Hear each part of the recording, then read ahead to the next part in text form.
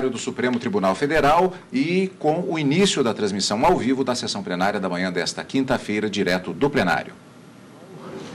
E peço à senhora secretária que lê a ata da sessão anterior. Ata da 21ª sessão ordinária, realizada em 3 de agosto de 2016. Presidência do senhor ministro Ricardo Lewandowski. Presentes à sessão os senhores ministros Celso de Mello, Marco Aurélio, Gilmar Mendes, Carmen Lúcia, Dias Toffoli, Luiz Fux, Rosa Weber, Teoriza Vasque, Roberto Barroso e Edson Fachin. Procurador-Geral da República, Dr. Rodrigo Janot Monteiro de Barros. Abriu-se a sessão às 14 horas, sendo lida e aprovada a ata da sessão anterior, foram julgadas diversas ações diretas de inconstitucionalidade. Consulte os eminentes pares para saber se há alguma questão, algum detalhe, algum aspecto a ser retificado na ata. Em não havendo, declaro-a aprovada. Eu tenho a satisfação de anunciar que estão presentes neste plenário os estudantes do ensino médio da Escola Comunitária de Campinas, Campinas, São Paulo. Sejam muito bem-vindos. Nós vamos julgar em conjunto ou não? Não? Vou perguntar. Gilmar Mendes, vou perguntar. Bem, nós temos a honrosa presença do nobre advogado-geral da União, que fará uma sustentação oral oportunamente, que numa PSV, uma proposta de súmula vinculante, o artigo 58 da pauta. Também há um nobre advogado que também fará uma sustentação, mas eu queria avisar às suas excelências que nós temos 2 assuntos que estão pautados. Em primeiro lugar, que, por consenso da Corte, merecem um certo destaque e uma certa celeridade na votação, tendo em conta a proximidade das convenções municipais. O primeiro deles é o recurso extraordinário 848826 e o segundo é o 792444. Nós temos em ambos sustentações orais. O primeiro do ministro Barroso, temos 2 sustentações orais, onde haverá uma divisão do tempo por parte dos oradores, cada qual falará por 7,5 minutos. E no feito, que é de relatoria do ministro Gilmar Mendes, haverá também um orador, que terá o tempo de 15 minutos. Aqui eu indago dos senhores relatores se seria conveniente chamarmos ambos os feitos em conjunto. Sim ou não, ministro Barroso? Eu penso que as questões são bem diversas, presidente. Sim. É a minha percepção, assim. Pois não. Então, tá bom. O ministro Gilmar está de acordo? Que chamamos... Que sejam tão diversas assim, porque os temas têm que ser tratados correlatamente. Mas também acho que a ordem dos fatores aí não vai alterar. É porque se nós formarmos uma maioria em torno de um primeiro tema, eu teria dúvida se não influenciaria no segundo. É o caso das contas anuais. Sim. E eu acho que o caso do ministro Barroso... No primeiro caso, é a determinação de quem tem competência para julgamento definitivo das contas de prefeitos. É um caso. Certo. O segundo caso é saber qual consequência jurídica se deve atribuir ao não julgamento pela Casa Legislativa das contas do prefeito quando tenham tido parecer contrário do Tribunal de Contas. Portanto, são primas, mas, na verdade, a questão jurídica essencial é bem diversa. Pois não. No caso do ministro Barroso, é o prefeito na qualidade de ordenador de despesa. Exatamente. Não como o mandatário. Exatamente.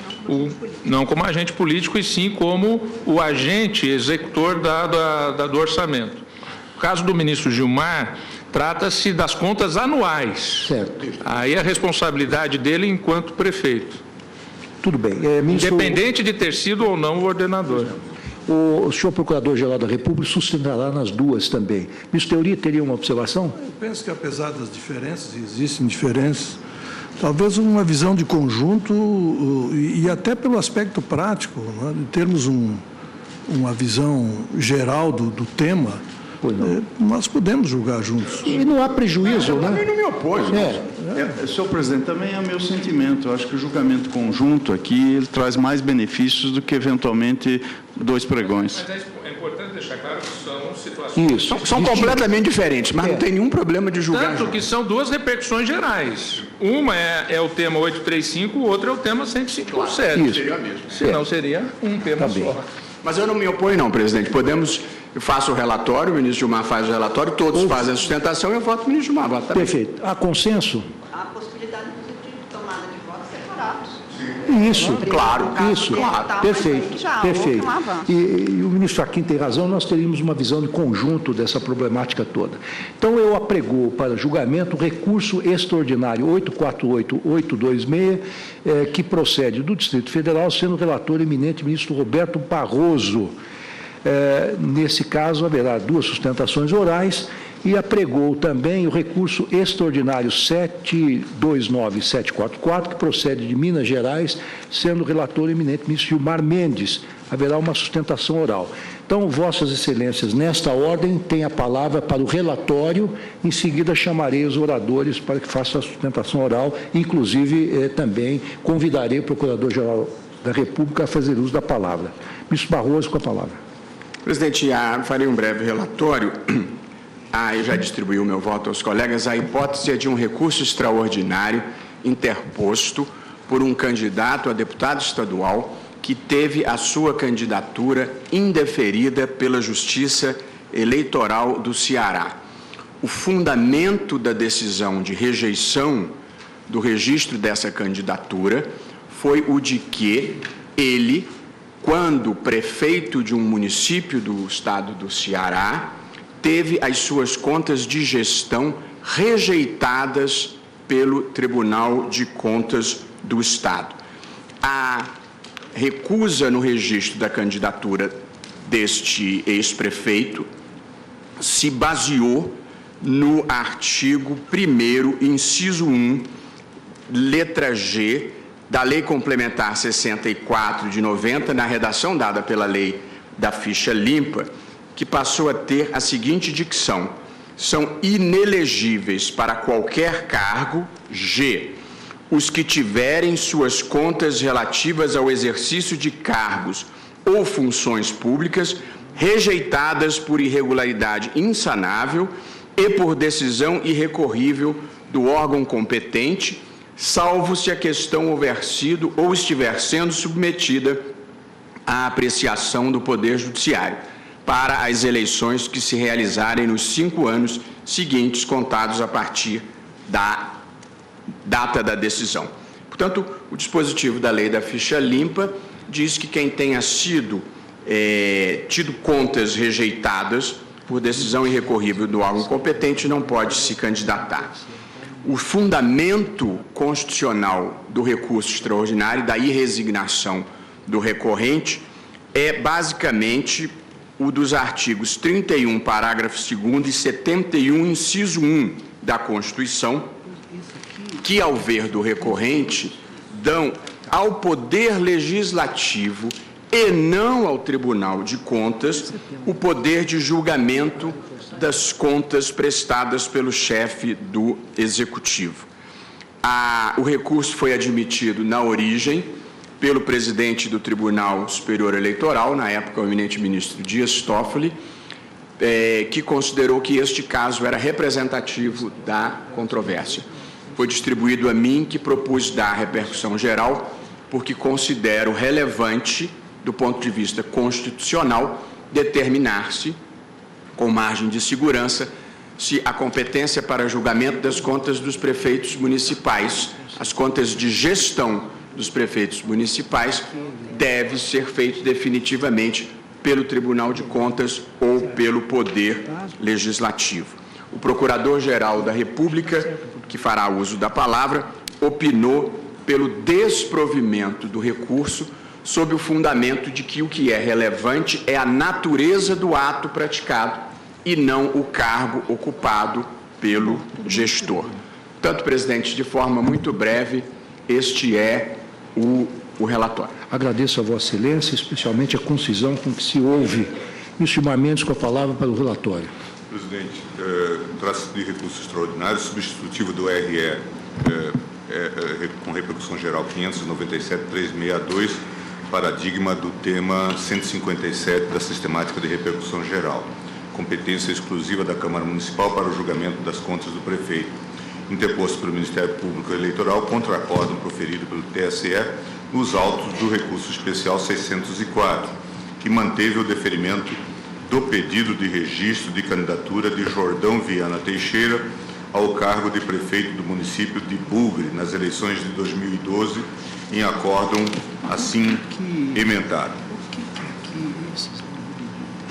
Agravo regimental, recurso especial eleitoral, eleições de 2012, registro de candidatura, prefeito, inelegibilidade, artigo 1º, 1G da Lei Complementar 64 de 90, contas de prefeito, ordenador de despesa, competência para julgamento, Câmara Municipal, desprovimento. Conforme o artigo 31 da Constituição Federal, a Câmara Municipal é o órgão competente para o julgamento das contas de prefeito, ainda que ele seja ordenador de despesas, cabendo ao Tribunal de Contas apenas a emissão de parecer prévio. A desaprovação pelo Tribunal de Contas do Estado de Minas Gerais das contas prestadas pelo agravado na qualidade de prefeito do município de Bugre, Minas Gerais, não é apta a configurar a inelegibilidade do artigo 1º, 1G da Lei Complementar, haja vista a ausência de decisão irrecorrível proferida pelo órgão competente, que no caso seria a respectiva Câmara Municipal. Nas razões do recurso extraordinário, interposto com fundamento no artigo 102, 3A da Constituição, aponta-se violação ao artigo 31, parágrafo 2º do texto constitucional, que possui a seguinte redação. Artigo 31. A fiscalização do município será exercida pelo Poder Legislativo Municipal, mediante controle externo, e pelos sistemas de controle interno do Poder Executivo Municipal, na forma da lei. Parágrafo 2º. Parecer prévio emitido pelo órgão competente sobre as contas que o prefeito deve anualmente prestar só deixará de prevalecer por decisão de 2/3 dos membros da Câmara Municipal.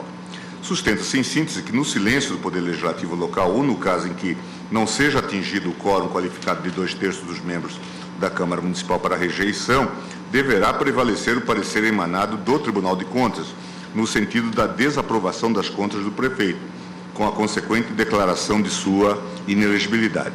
Pugna-se pela reforma do acórdão impugnado para que seja indeferido o registro de candidatura do recorrido. Em contrarrazões, requer-se o não conhecimento do recurso extraordinário. A Procuradoria-Geral juntou manifestação pelo não provimento do recurso EDOC, página 311 e 328. Em seu parecer, aduz que o legislador constituinte conferiu ao Poder Legislativo a atribuição exclusiva para o julgamento das contas do chefe do Poder Executivo, com auxílio técnico dos tribunais de contas. Posteriormente, o Procurador-Geral da República juntou a petição 46.146, na qual requer a preferência do julgamento do presente recurso, e a juntada do parecer proferido nos autos da reclamação 13.022 de minha relatoria, na qual aponta uma mudança de entendimento.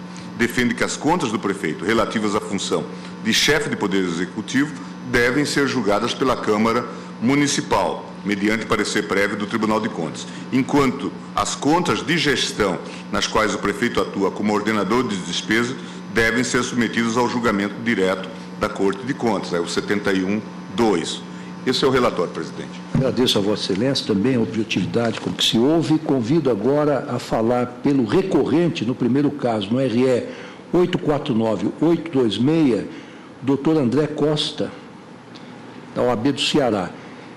Vossa Excelência terá apenas 7,5 minutos, porque dividirá o tempo com o doutor Irapuan Camurça, eis que ambos são representantes do recorrente. Então, Vossa Excelência está com a palavra.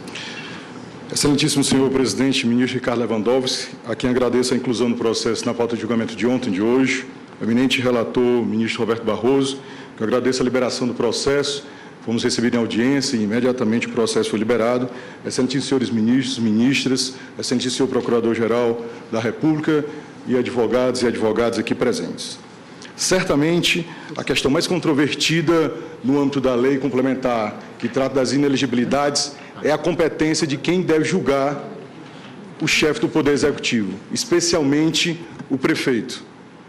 Há tempos que esse tribunal tomou uma posição que hoje vamos defender aqui a sua reafirmação.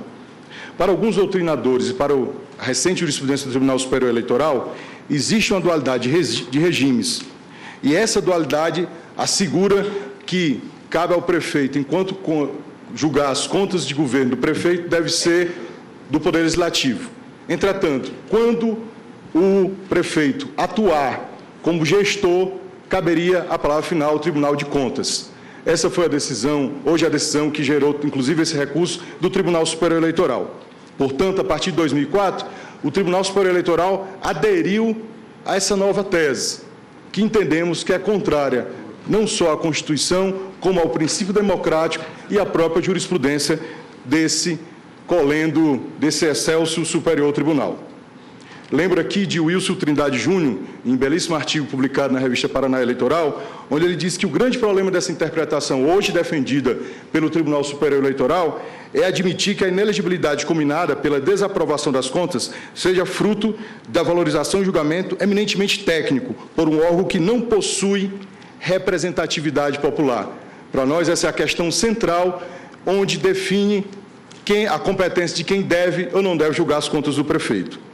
Constitucionalmente, é o Legislativo que detém a competência para fiscalizar e julgar o Poder Executivo, que é mero auxiliar, pois o Tribunal de Contas é mero auxiliar do Poder Legislativo. Entretanto, senhores ministros e senhoras ministras, essa dualidade já foi resolvida não pela tipologia das contas. Não importa para o Supremo Tribunal Federal, pelo menos até hoje na jurisprudência aqui fixada a partir do recurso extraordinário, onde o relator foi o eminente ministro Marco Aurélio, o recurso extraordinário 132.747, dígito 2, que consta da ementa. Inelegibilidade, prefeito, rejeição de contas, competência.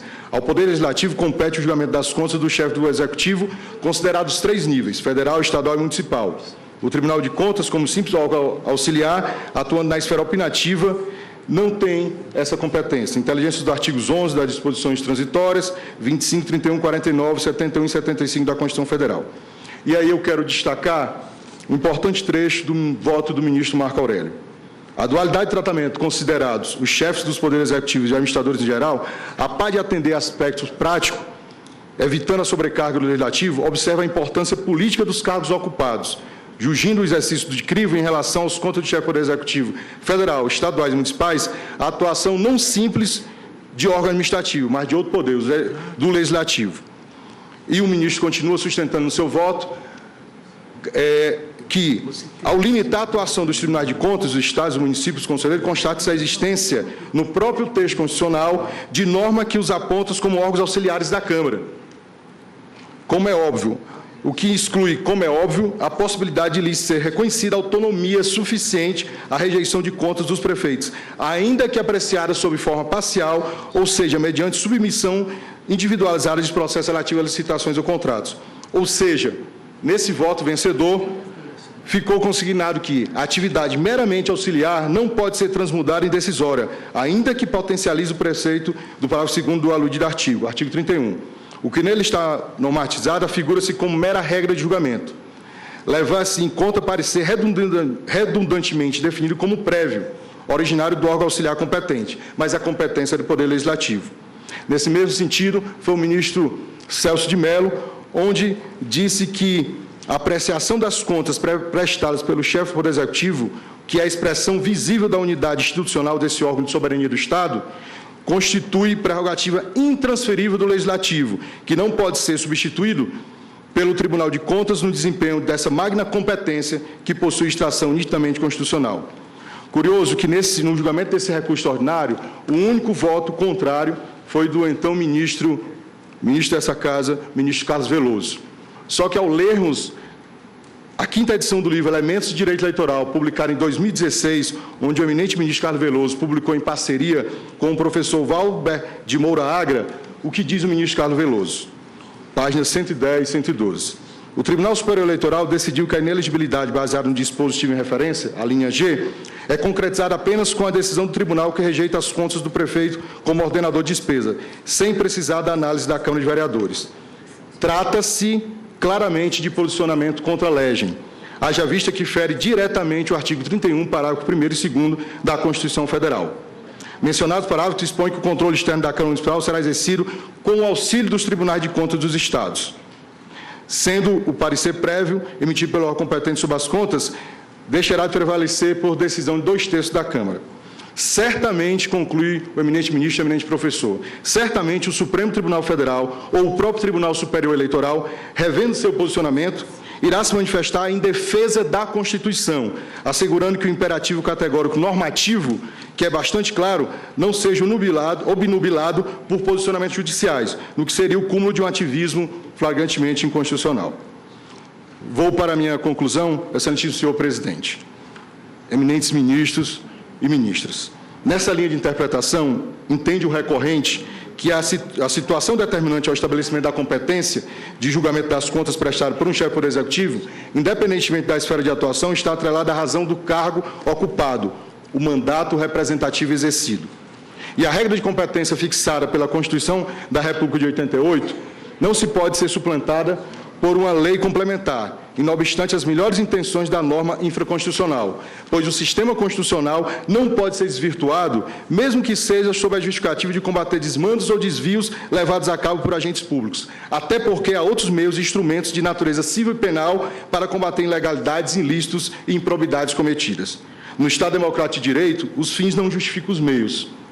O que está a defender desta tribuna e no recurso sobre a apreciação de Vossas Excelências, com reciprocidade, respeito e consideração aos que defendem entendimento diferente, não é apenas o caso concreto do recorrente José Rocha Neto, ex-prefeito municipal de Horizonte, Ceará, mas a Constituição Federal, os princípios e as regras inerentes à República, à democracia, à participação e à soberania popular, acreditando que seja inaceitável do ponto de vista constitucional e da democracia que representantes eleitos pelo povo, elevados à chefia do Poder Executivo, sejam condenados e tornados automaticamente inelegíveis por mero órgão auxiliado de outro poder, sem que os autores principais desse poder, o Legislativo, representantes diretos da população, porque escolhidos, vou para a conclusão, em eleição direta, tomem a decisão final. Portanto, entendemos e defendemos que as contas do governo ou de gestão dos chefes do Poder Executivo, mesmo municipal, somente podem ser julgadas pelo Legislativo, poder legitimamente constituído pelo voto popular. Aqui não se pretende reduzir o papel dos tribunais de contas, nem extrair de suas competências, mas delimitar suas competências ao que foi decidido pelo Constituinte de 88. Nem mais, nem menos. Tudo dentro dos limites constitucionais fixados na Carta da República. Por essas razões, excelentíssimo senhor presidente, eminentes ministros e ministras, pedimos que seja dado o total provimento ao recurso extraordinário em julgamento, interposto pelo candidato a deputado estadual na eleição de 2014, em respeito aos artigos 31 e 71 da Constituição Federal. Muito obrigado, ministro presidente. Agradeço a Vossa Excelência. Convido agora o doutor Irapuan Camurça a fazer uso da palavra. Também terá 7,5 minutos. Excelentíssimo senhor ministro presidente, digno procurador eleitoral, senhores ministros, senhora ministra, senhoras ministras, digno relator, senhores advogados aqui presentes. Senhor presidente, o tema ora em debate é absolutamente relevante, portanto, parabenizo a Corte de ter decidido essa matéria antes do processo eleitoral que já se iniciou com a realização das convenções. Porque não poderíamos realizar eleições neste país sem fixar o órgão competente para julgar as contas do prefeito municipal. Principalmente pelo fato de que o egrégio Tribunal Superior Eleitoral tomou uma decisão equivocada, com todo o respeito que merece a Corte, contrária ao princípio da simetria, criando um sistema híbrido, criando odienda, restringindo aos prefeitos municipais. Porque todos sabemos que as contas do presidente da República, nos termos do artigo 31 e 71 da Constituição Federal, são julgadas pelo Congresso Nacional mediante parecer prévio do Tribunal de Contas da União.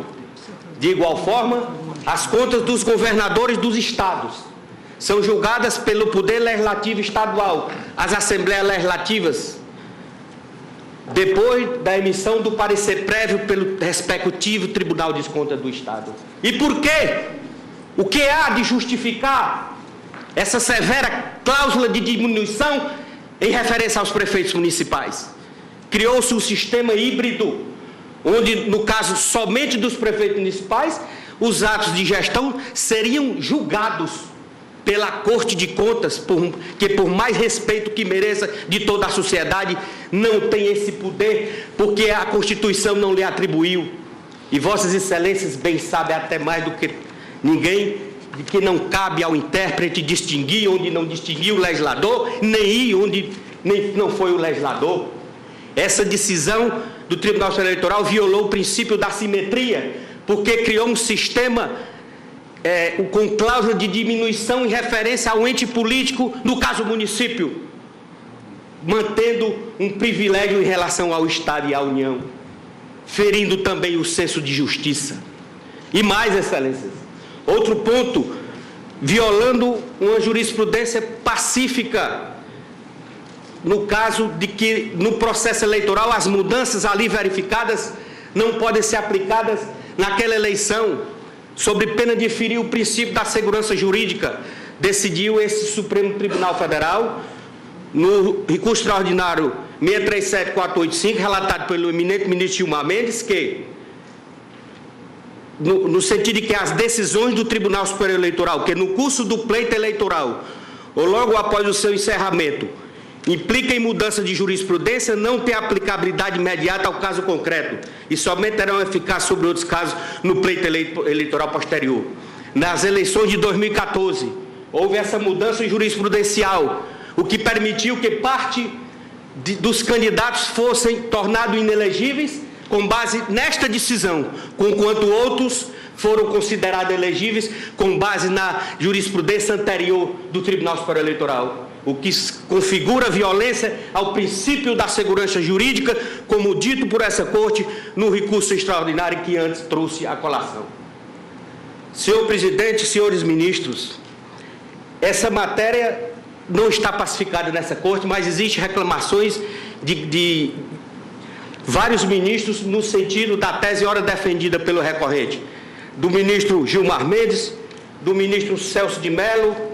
Eu trago a decisão do ministro Celso de Mello, recente, que diz: as contas públicas do chefe do Executivo devem sofrer o julgamento final e definitivo da instituição parlamentar, cuja atuação no plano do controle externo da legalidade e regularidade da atividade financeira do presidente da República, do governador e dos prefeitos municipais é desempenhada com intervenção coadjuvante do Tribunal de Contas. A apreciação de contas prestadas pelo chefe do Poder Executivo, que é a expressão visível da unidade institucional desse órgão de soberania, constitui prerrogativa intransferível do Legislativo, que não pode ser substituído pelo Tribunal de Contas no desempenho dessa mesma competência. Reclamação 14.155. Existe outra reclamação também, no mesmo sentido, relatada pelo ministro Gilmar Mendes, agravo regimental, recurso extraordinário 47.506, cabe ao Tribunal de Contas, simples órgão opinativo, apreciação mediante a parecer prévio das contas. A competência para julgá-las fica a cargo do Poder Legislativo. Portanto, Excelências, também não se pode deixar de abstrair que, em relação ao recorrente, esse processo virou um processo kafkiano, porque o mesmo, nas eleições de 2014, tornou-se inelegível, seus votos não foram contados, portanto, ele seria suplente, hoje não é, e mais grave, não poderá concorrer nesta eleição, porque já foi escolhido em convenção e por reflexo da decisão anterior, continua inelegível. É quase uma inelegibilidade perpétua que é proibida pela Constituição. E mais ainda, Excelências, está condenado ao degredo político, virou, nas palavras do professor Pinto Ferreira, um morto civil, porque a pena de inelegibilidade em relação ao político é a mais severa das penas, não se admitindo que numa interpretação constitucional que pode até buscar atender ao princípio da moralidade administrativa, mas que não pode ser dissociada da garantia dos direitos individuais, que são assegurados no caso ao prefeito municipal, de ter as suas contas julgadas pelo único órgão no qual a Constituição definiu, que é a Câmara Municipal. Não sendo admitido esta interpretação, sob qualquer palio, tenha este condão de decretar a morte civil de um político, para decretar o degredo político e essa pena praticamente capital politicamente falando do recorrente, que não teve os seus votos contados na eleição de 2014 e, portanto, lançado já nas eleições de Horizonte, escolhido em convenção. Se não houver o provimento deste recurso extraordinário, o que admitimos, evidentemente, respeitando se outro for o entendimento, mas admitimos porque se constituirá em fiel cumprimento à Constituição Cidadã, no sentido de restabelecer a vontade popular do povo de Horizonte, que o escolheu como suplente, com 11.500 votos, e, portanto, ainda em decorrência desta decisão que buscamos, através do provimento deste recurso extraordinário, que eu mesma possa levar o seu nome novamente à população, que esta sim quem detém a legitimidade de escolhê-lo ou não para dirigir os seus destinos. Portanto, já encerrando, dizendo que a decisão recorrida violou o princípio da segurança jurídica, de igual forma violou o princípio da simetria e, principalmente, na prática, constituiu-se na decretação da morte civil e do decreto político definitivo de um cidadão. Muito obrigado, Excelência. Agradeço a Vossa Excelência. Convido agora para falar pelo recorrido Jordão Viana Teixeira, no RE 729744, o doutor André Ávila. Vossa Excelência terá 15 minutos, até 15 minutos para se pronunciar. Senhor presidente, de início uma questão de ordem, eu pondero à Corte se como recorrido não teria que falar após Sua Excelência o Procurador-Geral da República, que coincidentemente também é o Procurador-Geral Eleitoral e o recorrente neste processo. Doutor Procurador. Existe uma questão interessante nesse caso, é que o recurso é do Ministério Público Eleitoral e o Procurador-Geral da República opinou contra o recurso. Portanto, eu acho que as duas funções estão perfeitamente distintas no presente caso, e ainda mais porque o então Procurador-Geral da República opinou contra o provimento do recurso interposto pelo Ministério Público Eleitoral. Pois não. Então, Vossa Excelência... O Procurador-Geral da República e o recorrido estão do mesmo lado, no caso concreto. Então, acho que... Então, Vossa Excelência pode prosseguir. Obrigado, Excelência. Excelentíssimo senhor ministro presidente, senhores ministros relatores, senhores ministros, senhoras ministras, senhor Procurador-Geral da República, senhora Secretária da Seção, em nome de quem representa todos os servidores, senhores assistentes, colegas advogados, a todos os meus cumprimentos. De início, destaco a Vossas Excelências que este caso não tem por objeto a questão referente ao exercício da função de ordenador de despesa pelo prefeito municipal. Trata-se aqui de contas de governo, contas prestadas pelo recorrido como chefe do Poder Executivo. Daí porque a questão versa apenas sobre a aplicação ao caso do artigo 31, parágrafo 2º da Constituição Federal. Também destaco para Vossas Excelências duas questões preliminares. A primeira dessas questões atine à inexistência do recurso especial eleitoral. O registro de candidatura foi concedido pelo Tribunal Regional Eleitoral de Minas Gerais e desta decisão houve recurso pela coligação impugnante. No entanto, o recurso foi subscrito por um advogado que não mais representava essa impugnante, esta coligação partidária. Esta questão foi suscitada em contrarrazões do recurso especial eleitoral, mas não foi apreciada pelo Tribunal Superior Eleitoral. O Tribunal Superior Eleitoral manteve o acórdão do TRE e não apreciou essa questão preliminar. E eu trago essa questão à apreciação da Corte em função do efeito devolutivo do recurso extraordinário.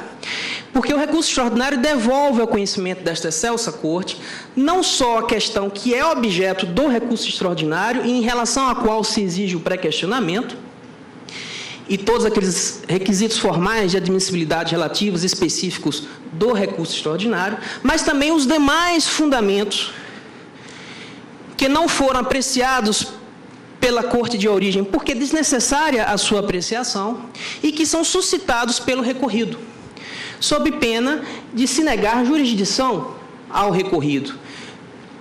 E trago, portanto, invoco em favor desta apreciação o recurso extraordinário de número 346736, da relatoria do ministro Teori Zavascki, da segunda turma desta excelsa Corte Suprema, em que se afirma que, conhecido o recurso extraordinário e verificada a contrariedade à Constituição Federal alegada neste recurso extraordinário, devolve-se à apreciação da Corte os demais fundamentos que não foram apreciados pela Corte de origem. Trata-se, inclusive, de regra hoje consagrada no artigo 1034 do novo Código de Processo Civil. Então, o recorrido de início pede o reconhecimento da inexistência do recurso especial eleitoral e, portanto, do trânsito em julgado da decisão que lhe deferiu o registro de candidatura. Uma outra questão que suscito, e rememorando as palavras do próprio Procurador-Geral da República, em que afirma que o recurso é da Procuradoria Geral Eleitoral e o parecer aqui no Supremo é pelo desprovimento desse recurso. Ocorre, senhores ministros, que o órgão de execução é o mesmo. A Procuradoria-Geral Eleitoral e a Procuradoria-Geral da República se confundem na mesma pessoa. Não seria, portanto, o caso de se reconhecer a desistência do recurso extraordinário? Vai se conhecer um recurso em que o próprio recorrente afirma que esse recurso não merece provimento? Essa seria a segunda questão que pondero a vossas excelências. Com relação à questão de mérito, trata-se, como disse no início, da aplicação do artigo 31, parágrafo 2º da Constituição Federal. A tese é a seguinte, a tese do recurso extraordinário. Proferido o parecer prévio do Tribunal de Contas, este parecer tem efeito até que a Câmara Municipal se pronuncie, ou homologando, esses efeitos então persistiriam, ou rejeitando-o desde que por 2/3 dos seus membros. E o fundamento da tese reside basicamente na exegese da palavra prevalecerá, dando a essa palavra um sentido temporal, como se essa palavra indicasse continuidade, como se essa palavra indicasse persistência, duração no tempo. Mas me parece que não é esta, senhores ministros, com a devida vênia, a exegese correta dessa expressão prevalecerá. A palavra prevalecer, ela se refere a um átimo, a um momento no tempo em que há um conflito entre dois fatores e no momento desse conflito, um desses fatores prevalece. Tal como numa luta entre dois gladiadores. Um gladiador prevalecerá sobre outro no momento da luta, do combate, da disputa. Um gladiador não prevalece sobre outro antes que a disputa ocorra. E esse sentido, senhores ministros, se coaduna com outras expressões do próprio texto constitucional. Com a palavra parecer. Parecer não é decisão. Parecer é opinião. A opinião do Tribunal de Contas.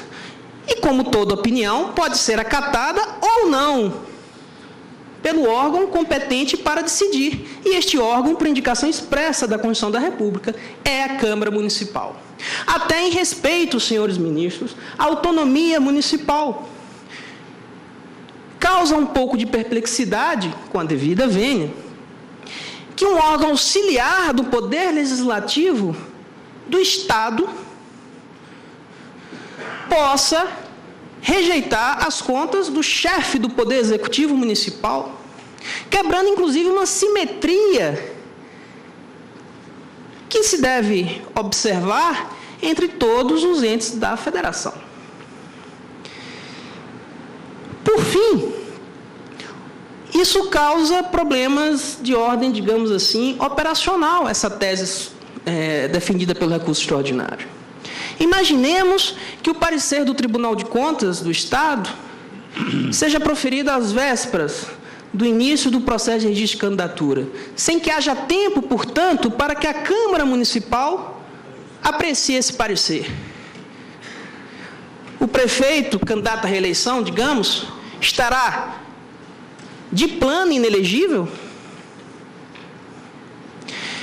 Com essas considerações, senhores ministros, e acreditando, obviamente, no conhecimento e na sabedoria de vossas excelências, que saberão melhor colocar os argumentos em favor de uma ou de outra tese, é que o recorrido pugna pelo não conhecimento do recurso extraordinário, ou se conhecido pelo seu desprovimento, ou se, caso acatada a tese de contrariedade ao artigo 31, parágrafo 2º da Constituição, que se reconheça a inexistência do recurso especial eleitoral interposto na origem. Muito obrigado, senhor presidente. Agradeço a Vossa Excelência. Concedo a palavra ao eminente Procurador-Geral da República, Dr. Rodrigo Janot.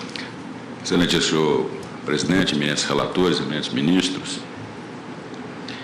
Vou separar a intervenção, que será breve, porque realmente a questão tratada no primeiro caso diz com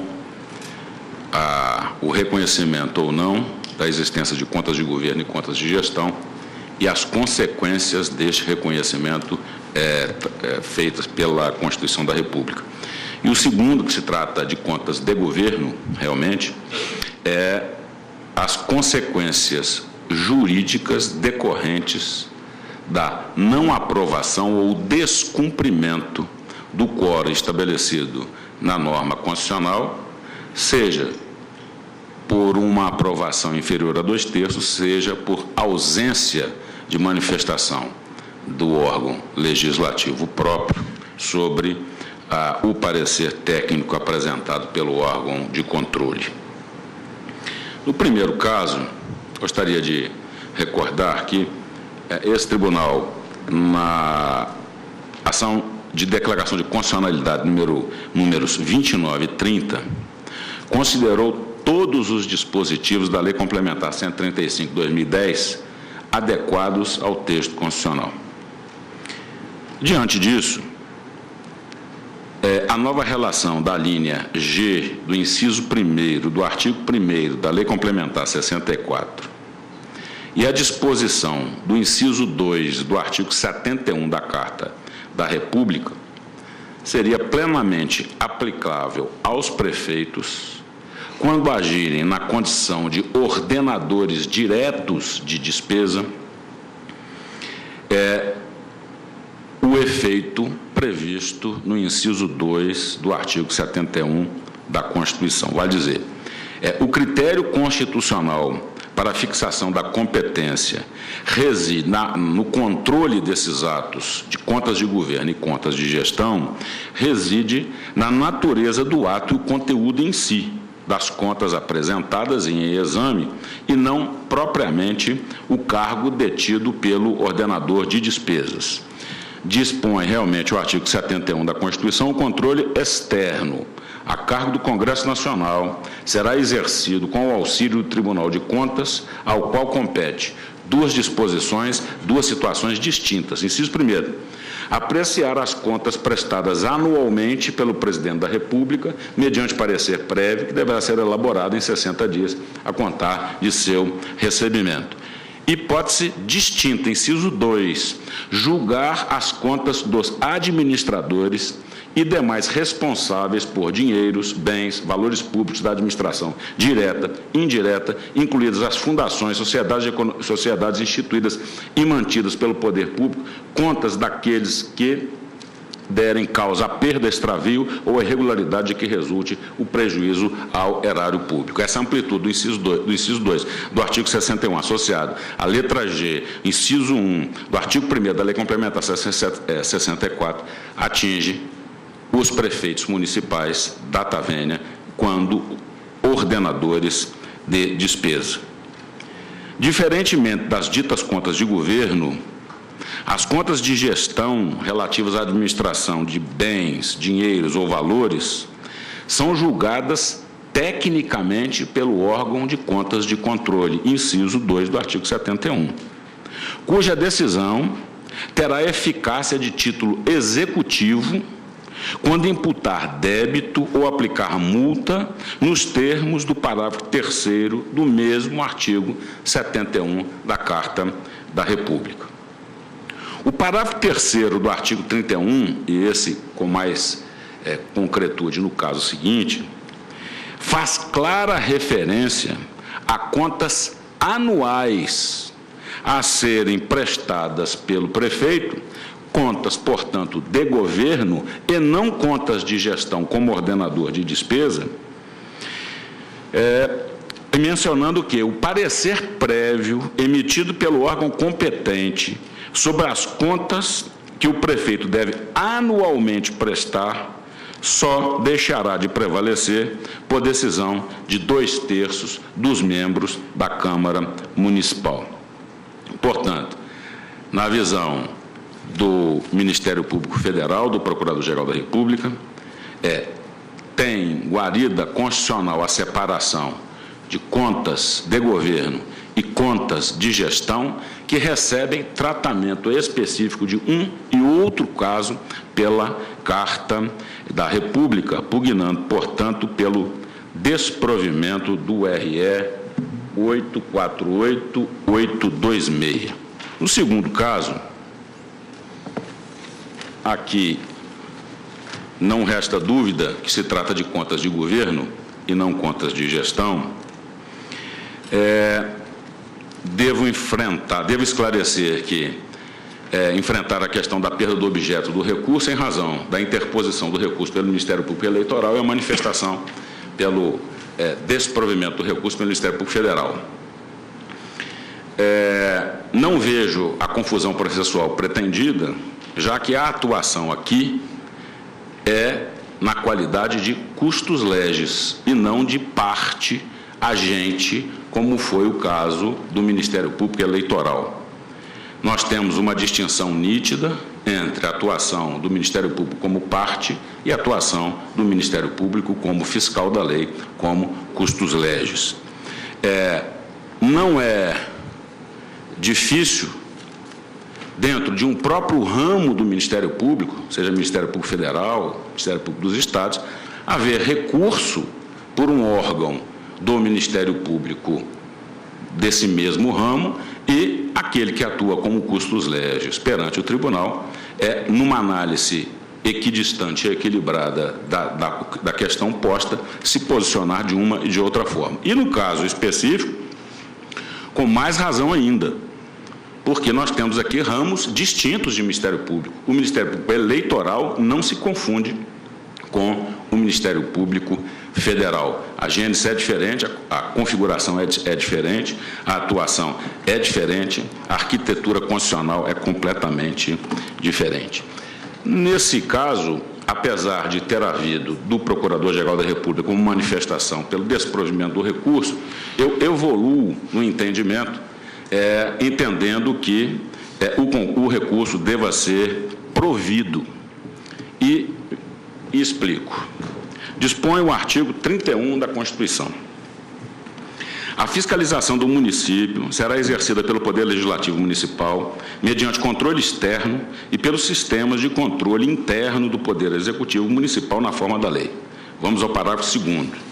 Parecer prévio emitido pelo órgão competente sobre as contas que o prefeito deve anualmente prestar só deixará de prevalecer por decisão de 2/3 dos membros da Câmara Municipal. Realmente, como dito da tribuna, o parecer a que se refere ao parágrafo 2º do artigo 31, ele é opinativo, desde que apreciado pelo órgão legislativo competente e julgado pelo quórum constitucionalmente exigido. Qual é a interpretação possível para o dispositivo constitucional? Só deixará de prevalecer por decisão de 2/3 dos membros da Câmara Municipal. Ora, basta que o prefeito municipal, se for minoria na Casa Legislativa, promova a obstrução do julgamento, ou se for maioria, aprova, mas se for minoria, promova a obstrução para ou impedir o julgamento ou julgá-lo com um quórum inferior àquele previsto na própria Constituição. Quando a Constituição fixa essa imposição, que o parecer, embora opinativo, num primeiro momento, só deixa de prevalecer se decidido, deliberado por 2/3 da Câmara Municipal, alguma consequência jurídica de ordem constitucional haverá de existir, O dispositivo constitucional poderia simplesmente colocar o parecer prévio emitido pelo órgão competente sobre as contas do prefeito, deverá ser, ao prestar, será apreciado pela Câmara Municipal. Sim, não haveria nenhuma restrição aos efeitos do parecer, mas quando fixa quórum específico e qualificado de 2/3, impõe a aprovação para que o parecer deixe de prevalecer ou prevaleça sem a contrário senso, o parecer prevalece no caso de não aprovação ou no caso de inobservância do quórum constitucionalmente fixado, e quórum constitucionalmente fixado qualificado de 2/3 da Câmara Municipal. Então, eu entendo que deva ser conhecido o recurso, não há confusão processual apontada da tribuna, e evoluindo no opinativo do Procurador-Geral da República, evoluo para considerar que deva ser provido o recurso interposto pelo Ministério Público Eleitoral. Agradeço a Vossa Excelência. Devolvo a palavra ao eminente relator, ministro Barroso. Presidente, a questão versada no primeiro recurso extraordinário, que é 848826, é a de saber quem julga as contas de gestão prestadas pelo prefeito municipal, se é a Câmara Municipal ou se é o Tribunal de Contas. O Tribunal Regional Eleitoral do Ceará e o Tribunal Superior Eleitoral entenderam que, neste caso, por se tratar de contas de gestão, a competência era do Tribunal de Contas e, consequentemente, rejeitou o registro da candidatura do recorrente, porque ele, quando prefeito, tivera suas contas rejeitadas precisamente em julgamento do Tribunal de Contas. O que está basicamente em questão aqui é a aplicação da lei da ficha limpa e a interpretação do que significa o órgão competente na letra G do inciso 1 do artigo 1º, que diz que os prefeitos, que são inelegíveis os que tiverem suas contas rejeitadas por decisão irrecorrível do órgão competente. De modo que a decisão relatada pelo ministro Luiz Fux, na ADI 4578 e na ADC 29 e 30, embora tenham reconhecido a constitucionalidade da lei da ficha limpa, não se discutiu ali qual era o órgão competente. Portanto, essa questão eu não considero que tenha sido sanada naquele julgamento. Se bem me lembro, o foco da discussão, no caso relatado pelo ministro Luiz Fux, era sobre o princípio da presunção da inocência ou da não culpabilidade aplicado ao direito eleitoral e sobre a questão da aplicação intertemporal daquela lei. Portanto, não considero que essa matéria já tenha sido resolvida pelo Supremo e, por esta razão, é que propus a repercussão geral. Aqui me parece importante, como foi realçado pelo Procurador-Geral da República, fazer a distinção entre contas de duas naturezas que são prestadas pelos agentes públicos e pelos, tanto os eletivos como pelos administradores. Do princípio republicano, como nós sabemos, decorre o dever de probidade, o dever de transparência e o consequente dever de prestação de contas. O artigo, na leitura que faço, que coincide com a que foi exposta pelo Procurador-Geral, o artigo 71 da Constituição contempla incisos 1 e o inciso 2. E este artigo, embora se refira ao Tribunal de Contas da União, ele se aplica aos tribunais de contas dos estados e às contas dos estados e dos municípios por força do artigo 75 da própria Constituição. Portanto, a minha leitura desse dispositivo constitucional é que existem contas de duas naturezas. Uma que tem uma dimensão essencialmente política e outra que tem uma dimensão essencialmente técnica. Na primeira categoria estão as contas de governo. Estas sim, as contas que têm uma dimensão política. Essas contas, elas só podem ser prestadas pelo chefe do Executivo, que são as contas de governo, e estão relacionadas à gestão política da coisa pública, estão relacionadas aos grandes números, elas são prestadas por valores globais, em que o prestador de contas e o órgão fiscalizador, na verdade, vai verificar se o orçamento está sendo executado, se as verbas destinadas à educação e à saúde foram efetivamente direcionadas àqueles setores, se os limites da lei de responsabilidade fiscal estão sendo observados.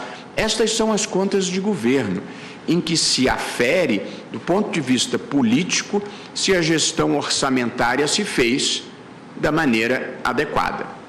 Na segunda categoria, que tem dimensão técnica, é que se encontram as contas de gestão, que são também chamadas contas dos ordenadores de despesas.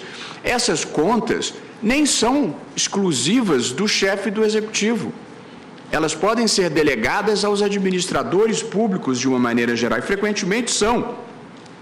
Nos estados, na União, evidentemente, e nos estados, de uma maneira geral, o governador não é ordenador de despesa, nem nos grandes municípios, mas nos pequenos municípios e até nos médios, frequentemente o prefeito também é o ordenador de despesas.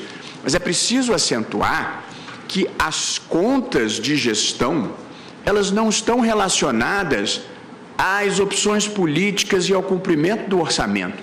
Elas estão associadas à probidade, à lisura da administração, à correção com que se comporta o administrador público e, portanto, tem ele o dever de comprovar a adequada alocação desses recursos. Portanto, essa é, presidente, a questão posta. Em primeiro lugar, identificar que existe uma distinção entre contas de governo e contas de gestão. As contas de governo são sujeitas a uma avaliação política, as contas de gestão são sujeitas a uma avaliação técnica. Qual é o problema que nós enfrentamos aqui neste caso? É que houve uma persistente oscilação jurisprudencial nessa matéria ao longo do tempo. E eu mesmo resgatei aqui as idas e vindas da jurisprudência. Em 1990, no recurso especial eleitoral 8.974 de Sergipe, o Tribunal Superior Eleitoral entendeu que as contas do prefeito ordenador de despesas, as contas de gestão, deveriam ser julgadas em definitivo pelo Tribunal de Contas. Portanto, essa foi a primeira linha de jurisprudência do TSE. Alguns anos depois, em 98, em outro recurso especial eleitoral, o TSE mudou de entendimento e passou a achar que a competência para julgar as contas de gestão, e não apenas as de governo, também era da Câmara Municipal, em se tratando de prefeitos. Mais à frente, num outro julgamento em 2010, o Tribunal Superior Eleitoral manteve esta orientação.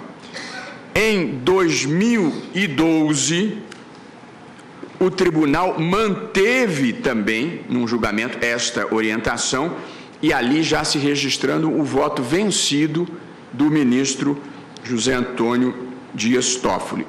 E em 2014, no recurso ordinário 40.137 do Ceará, o Tribunal Superior Eleitoral mudou novamente de orientação e passou a entender que a competência é do Tribunal de Contas para o julgamento das contas de gestão.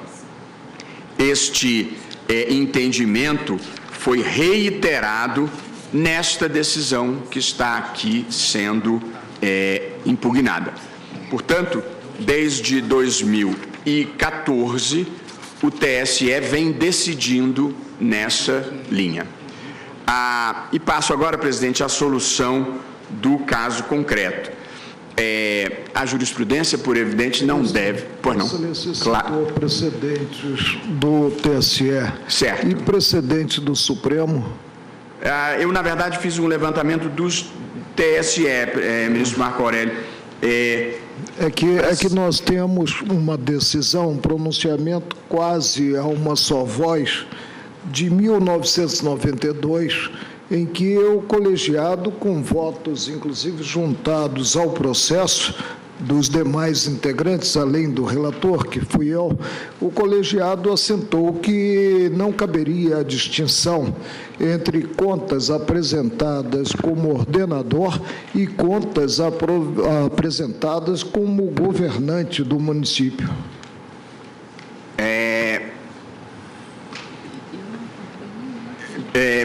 Ministro Marco Aurélio, eu, para ser sincero, no levantamento que fiz, não cheguei até ao Supremo, mas agradeço de toda forma a informação de Vossa Excelência. Mas dizia eu, a jurisprudência, portanto, do TSE, a partir de 2014, se firmou na competência do Tribunal de Contas. E, como eu dizia, eu acho que a jurisprudência não deve se petrificar e, portanto, se os fatos sociais mudarem ou se a percepção do direito eventualmente mudar, deve-se mudar a jurisprudência. Mas eu também considero que a jurisprudência por si só é um bem jurídico que deve ser prezado sempre que possível, em nome da segurança jurídica, da estabilidade das relações e da previsibilidade das condutas. E, portanto, considero que pior do que não ter a melhor jurisprudência é ter uma jurisprudência que não se consolida nunca. Portanto, eu acho que é preciso escolher um caminho. Mas, sob a ótica do Supremo, estaria consolidada, porque não tivemos decisão no âmbito do plenário em sentido diverso àquela de 1992. Agora, eu reconheço que não houve mudança na lei básica do país, mas houve mudança na composição do Supremo. Quem sabe? E houve mudança na legislação, porque esta questão da inelegibilidade, na Constituição não houve, ela não se colocava. A questão passou a surgir depois da lei da ficha limpa. Portanto, foi alteração na lei. Na lei. Então, nos casos que Vossa Excelência, ministro Marco Aurélio, era vencido, se tornou vencedor posteriormente, como no caso da fidelidade partidária. Mas na legislação, na jurisprudência do Tribunal Superior Eleitoral, também, e eu tenho voto e entendimento no sentido contrário, que até 2013, quando lá estava o ministro Lewandowski no mesmo sentido, o ministro Marco Aurélio, nós votávamos no sentido exatamente que prevalecia aqui no Supremo Tribunal. Ministra Carmen, Vossa Excelência... E a inelegibilidade, presidente, salvo falha de memória, né, e esquecimento da minha prática na Justiça Eleitoral, a inelegibilidade por rejeição de contas sempre houve. Antes da lei complementar 135 de 2010. Ministra Carmen, se Vossa Excelência me permite uma parte, essa jurisprudência se avançou, inclusive, no tempo. Eu tenho aqui um agravo regimental num RESP no eleitoral, subscrito pela ministra Laurita Vaz, e isso foi publicado, esse acordo, em 13 de 6 de 2014, que diz o seguinte, rapidamente: a competência para o julgamento das contas prestadas por prefeito, inclusive no que tange às de gestão relativas a atos de ordenação de despesas, é da respectiva Câmara Municipal, cabendo aos tribunais de conta tão somente a função de emitir parecer prévio, conforme disposto no artigo 31 da Constituição Federal. É um acordo relativamente recente daquela corte, e a ministra Laurita Vaz é uma juíza extremamente competente, será futura presidenta do STJ. Pois não. Também encontrei de Vossa Excelência e sob a presidência de Vossa Excelência em 2010, 2011 e depois minha relatoria 2012, 2013, no mesmo sentido. Bom, como se verifica, portanto, a jurisprudência tem oscilado e, portanto... Mas, ministro, a dicção prevalecente, presidente, eu sempre tive isso presente, em termos de alcance da Constituição Federal, não é do Tribunal Superior Eleitoral, é a do Supremo. E até aqui a jurisprudência assentada a partir do precedente a que me referi, que envolveu o hoje governador Jackson Barreto de Lima, governador de Sergipe, não foi modificada pelo Supremo. E passados tantos anos, vamos modificar só porque veio à baila a lei complementar número 135, a meu ver, essa lei complementar, ela se mostrou até mais benéfica, né, ao administrador. Por quê? Porque passou a exigir passou a exigir um ato configurador de improbidade, um ato configurador de improbidade sob um ângulo subjetivo próprio, o dolo. Pois não. Antes de eu gostaria de ter uma parte com a Por favor, só para uma reflexão rápida, eu já participei das discussões aqui também no eleitoral. De fato, há uma peculiaridade que se coloca, inclusive quanto à atividade hoje do Tribunal de Contas da União, nas chamadas tomadas de contas especial. Como há hoje um modelo vamos chamar, de colaboração federativa, União e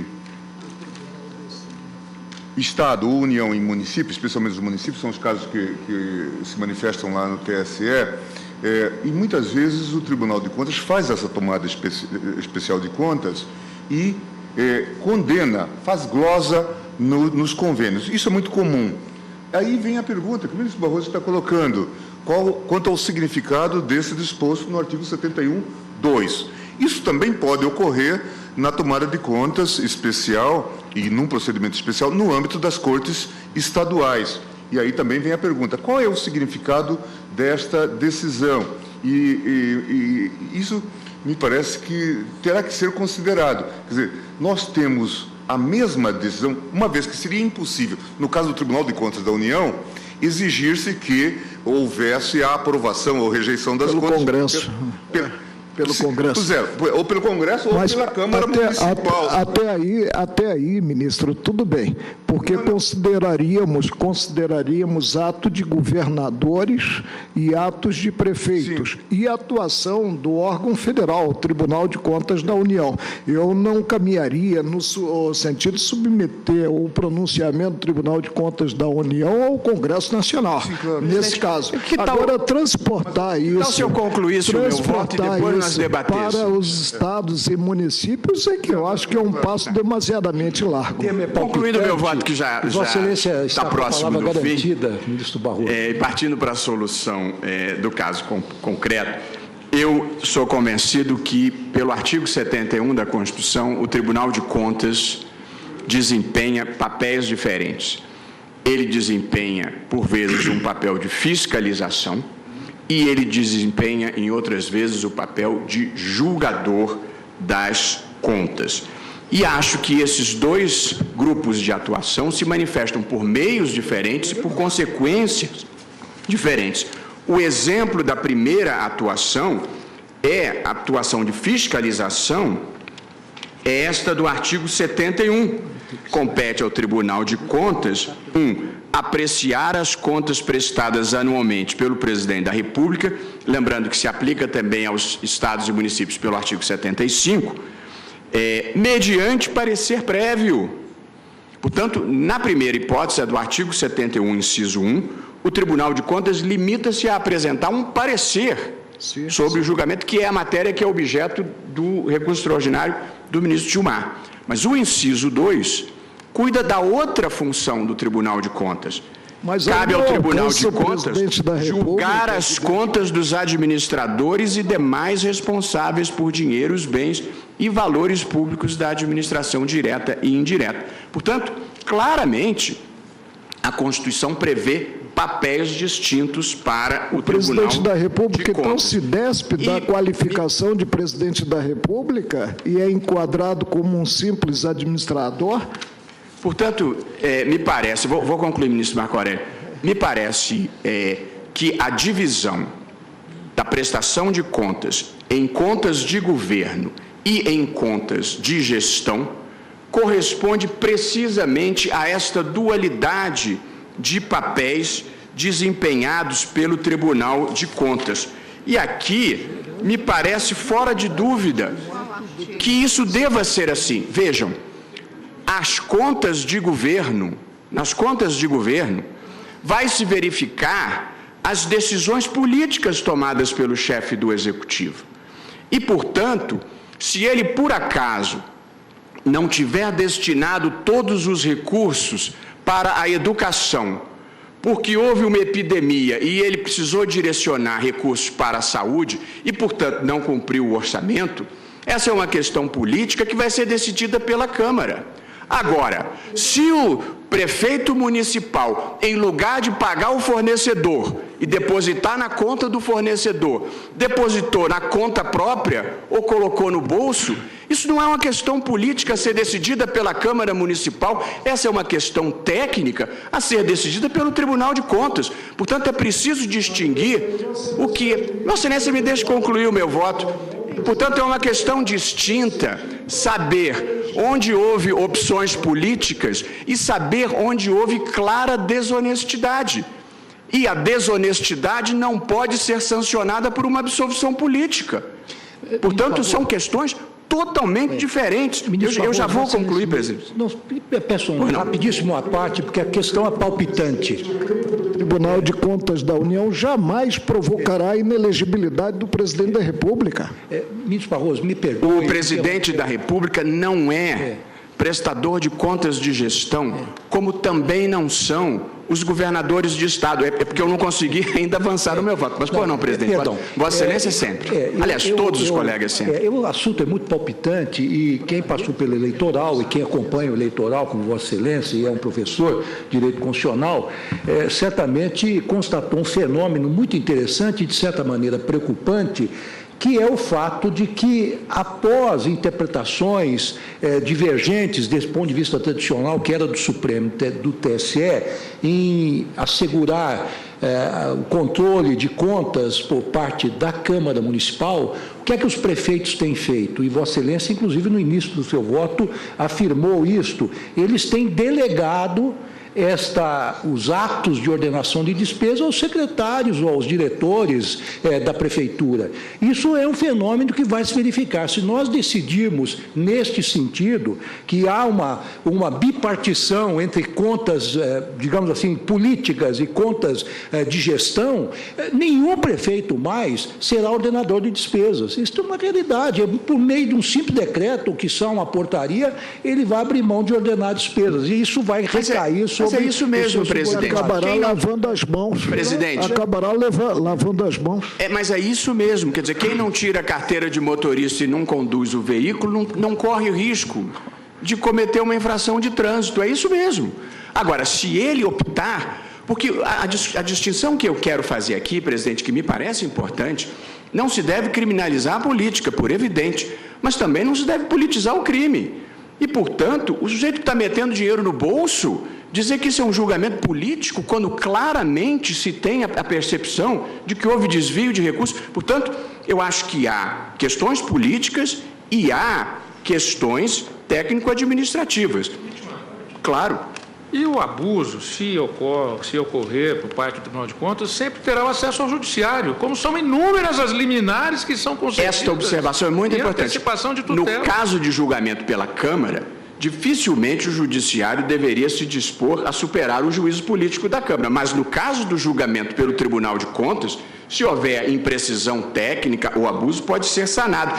E aqui, avançando um pouquinho, para concluir... No Tribunal de Contas não há pronunciamento político, principalmente nos ordenadores de despesas. Os prefeitos não precisam ser ordenadores de despesa. Os prefeitos não precisam ser ordenadores de despesa. Eles podem ser.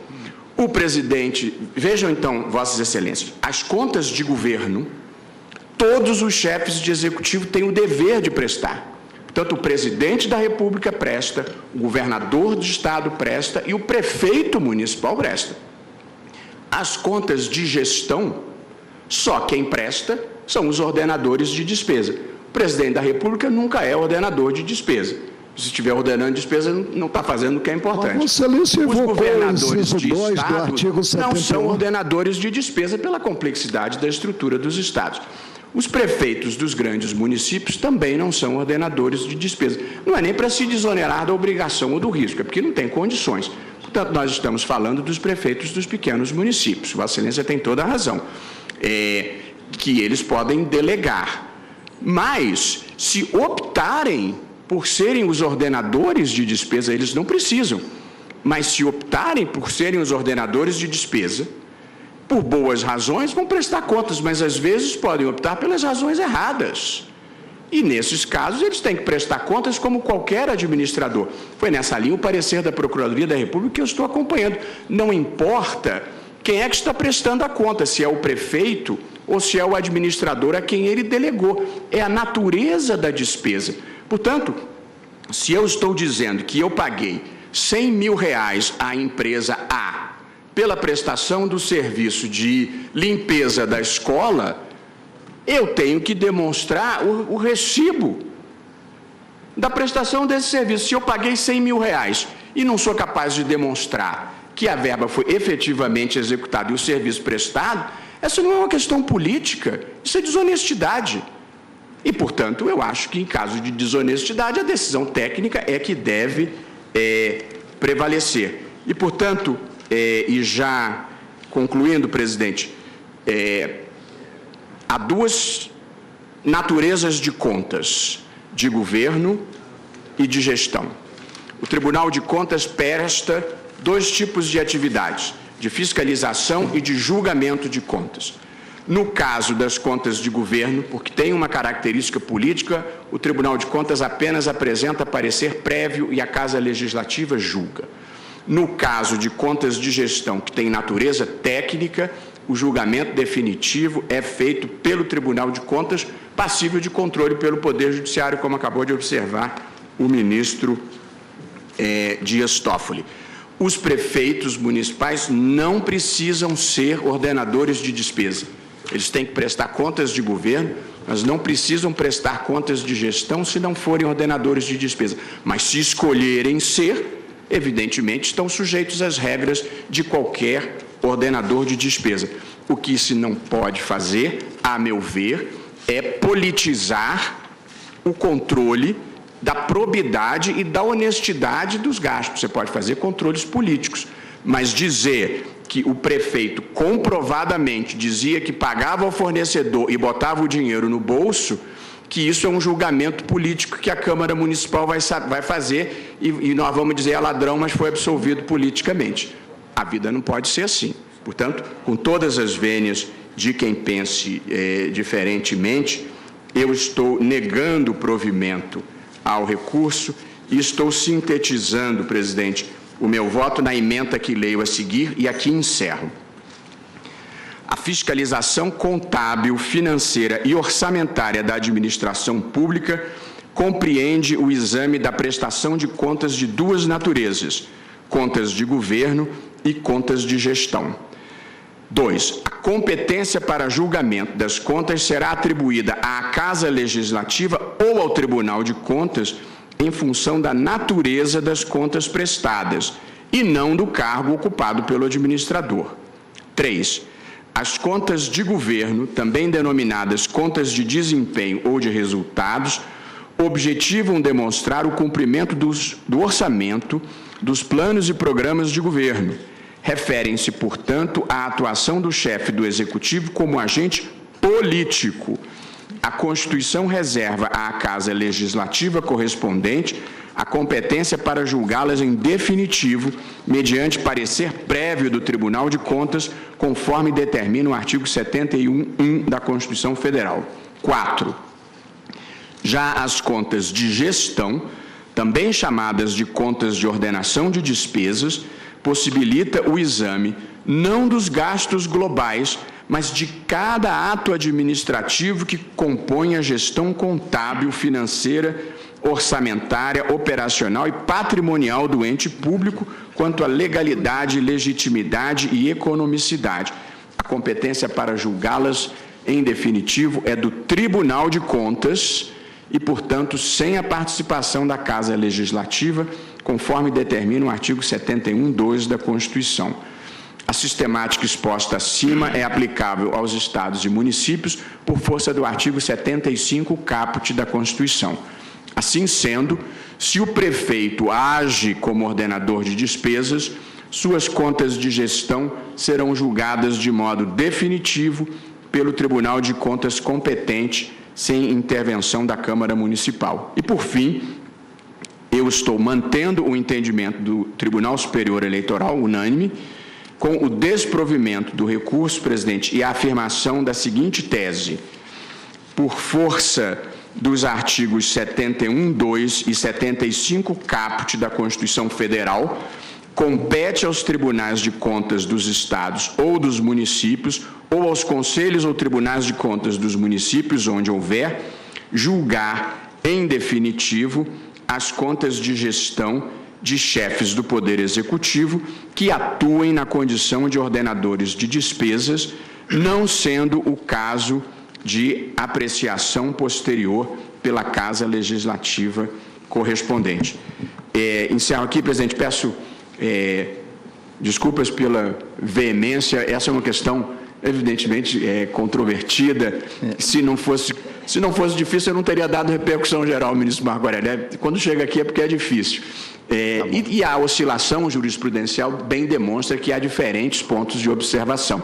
Porém, acho que é boa a hora de nós definirmos qual é a posição do plenário do Supremo, já à luz da Lei de Responsabilidade Fiscal. E esse é o encaminhamento que eu estou propondo, presidente, como voto. Muito obrigado. Pois não. Eu agradeço muito a profundidade do voto de Vossa Excelência, os argumentos que trouxe para o debate, certamente será muito verticalizado. Eu vou pedir escusas aos eminentes pares, eu tenho uma reunião agora com os líderes do Senado para definir o roteiro do impeachment, agora ao meio-dia. E eu, então, peço à ministra Carmen que assuma a presidência e também peço escusas e gostaria de adiantar meu voto, sim, se fosse possível, porque eu tenho convicção firmada desde o TSE e continuo tendo essa mesma opinião e peço vênia para divergir do eminente relator e dar provimento, mas ao recurso com uma certa nuance. O meu ponto de vista desde o TSE, e eu enunciei esse ponto de vista no RESP 29.681 de Minas Gerais, dizendo o seguinte: compete ao Poder Legislativo Municipal julgar as contas do chefe do Poder Executivo, atuando o Tribunal de Contas como órgão auxiliar. Essa é a dicção do artigo 31 da Constituição, mediante emissão de parecer prévio. Mas eu faço uma ressalva. Parecer, contudo, e agora eu cito a Constituição entre aspas, só deixará de prevalecer por decisão de 2/3 dos membros da Câmara Municipal. Então, é um pouco na linha também do que disse o eminente Procurador-Geral da República. O que eu quero aqui também e peço licença aos eminentes pares, eu peço licença para trazer um trecho de um ponto de vista do eminente professor José Afonso da Silva sobre a natureza desse parecer, que é a seguinte: diz o professor da USP, não tem apenas valor de opinião, que pode ser aceito ou não, o parecer do Ministério Público. Não é, pois, um parecer no sentido técnico de opinião abalizada, mas não impositiva. Ao contrário, ele vale, tem eficácia de uma decisão impositiva. Sua eficácia pode, porém, ser desfeita se 2/3 dos membros da Câmara votarem contra ele. Só assim não prevalecerá. Então, minha opinião, na verdade, é a seguinte: eu entendo que o órgão competente para julgar tanto as contas de natureza política quanto as contas de gestão, se o prefeito agir como ordenador de despesa, a competência para examiná-las é da Câmara Municipal, que é o órgão que representa a soberania popular, o contribuinte, que tem toda a legitimidade para examinar. E estava até verificando aqui que, por conta do próprio Decreto-Lei 2001, a Câmara tem, sim, inclusive, poder de verificar os crimes de responsabilidade, e dentre os crimes de responsabilidade se figura inclusive, a malversação do dinheiro público.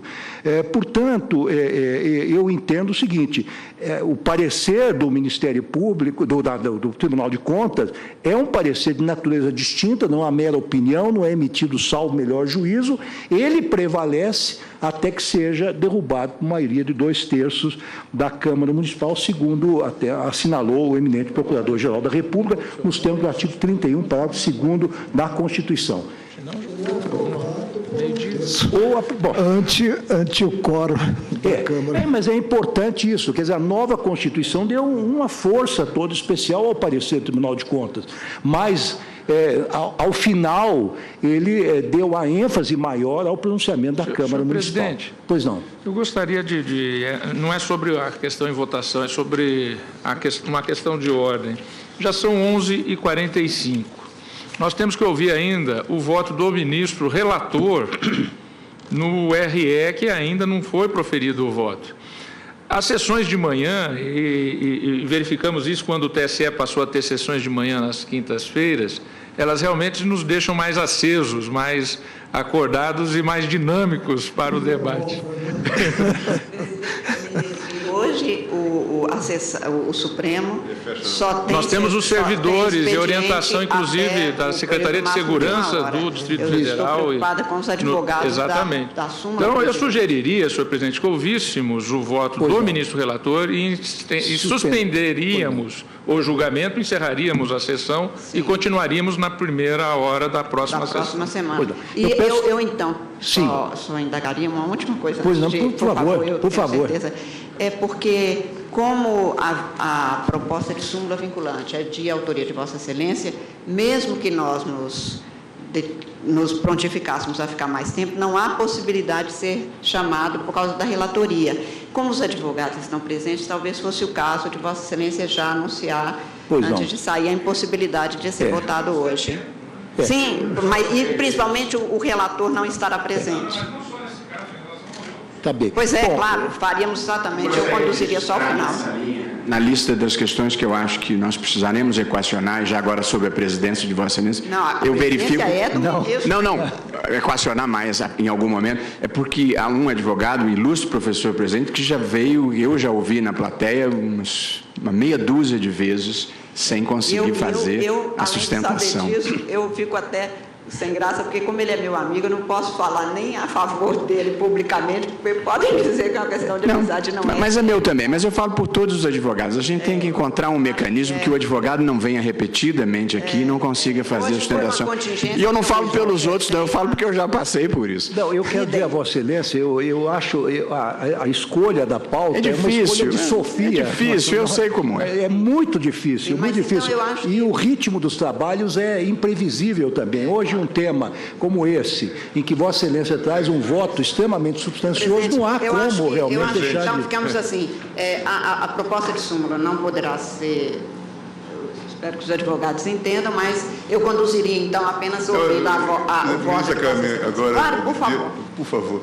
Diante de toda essa situação, é claro, e até eu acho que o próprio ministro Barroso deverá reexpor, claro que de forma sintética, a sua posição na próxima sessão. Eu pediria, então, para também ficar com o meu voto para a próxima sessão, tendo em vista... Então, encerramos. Então tá bom. E aí poderíamos encerrar... pensei que fôssemos ouvir os advogados.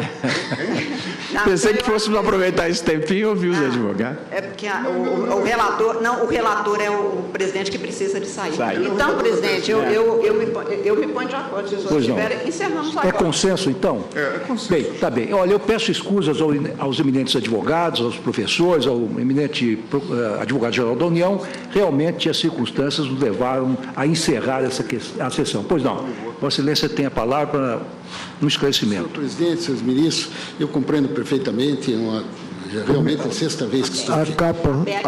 A beca. Mas é um... Está com a beca. Então, o que está aberta? Está aberta. Não, isso aqui é uma beca. É a minha beca. É uma beca até mais composta. Aliás, quando entrei aqui, fui advertido que estava sem beca. Eu disse, não, essa é a minha beca. E dela não abro mão, né? Bom, pela criatividade de Vossa Excelência, nós vamos aceitar essa beca. Não, é que essas becas modernas, eu sou com quase 70 anos. Sim. E esta é a beca que eu uso há 42 anos. Pois não. Não esta, naturalmente, mas assim, senhor presidente, eu só pediria, se fosse possível, agendar para o dia 25, conversei com o advogado-geral da União, porque eu tenho um compromisso no Uruguai, 25. Na semana que vem, dia 25 de agosto daí. Pois não. Vamos, então, pautar para o dia 25, vamos fazer força, se não houver nenhuma questão de urgência, 25 já entra... Não, 25 desse mês. Pois não. Então, está pautado para o dia 25. Eu agradeço. Agradeço. Está encerrado com preferência absoluta. Pois não.